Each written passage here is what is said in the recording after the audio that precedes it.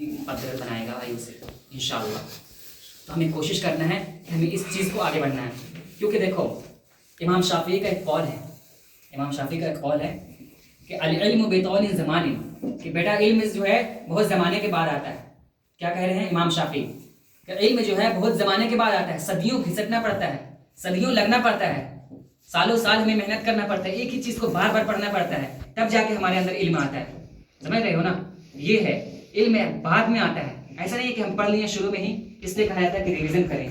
سمجھ رہے ہیں؟ اس لیے کہا جاتا ہے ریویژن کریں اور تفکر، تدبر، تذکر کے ساتھ آگے بڑھیں گے. انشاءاللہ ہم ہی سر بلند رہیں گے، ہم ہی آگے رہیں گے، ہم ہی ٹاپر بنیں گے. ہے نا؟ کہ ایک علامہ اقبال کا شعر ہے کہ ہزاروں سال نرگس اپنی بینوری پہ روتی ہے، ہزاروں سال نرگس اپنی بینوری پہ روتی ہے، بڑی مشکل سے ہوتا ہے چمن میں دید ابر پیدا. ہم کوشش کریں گے کہ ہم 2026 کو ایک نمونہ بنائیں اپنے لیے، اپنی زندگی کے لیے، لوگوں کے لیے، سماج کے لیے کچھ کام کریں، اپنے گھر والوں کے لیے کچھ کام کریں، اپنے سوسائٹی کے لیے کچھ کام کریں. ہے نا؟ خود کے لیے تو جینا تو سب لوگ جی رہے ہیں بھائی. ہم جئیں گے لوگوں کے لیے، ہم جئیں گے سماج کے لیے. کچھ ایسا کام کر جائیں گے جس سے لوگوں کا فائدہ ہو جائے، جس سے ہمارے بھائی کا فائدہ ہو جائے، جس سے ہمارے ہمسائے کا فائدہ ہو جائے. سمجھ رہے ہیں نا؟ ہمارے ماں باپ خوش ہو جائیں، ہمارا اللہ سب سے بڑا خوش ہو جائے. ہمارا اللہ خوش، باقی دنیا سے کوئی پرواہ نہیں. ہے نا؟ ہمارا اللہ خوش تو جنت ایسے ہی رکھا ہوا ہے.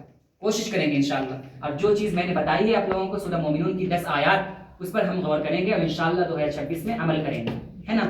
انشاءاللہ. اور کچھ بات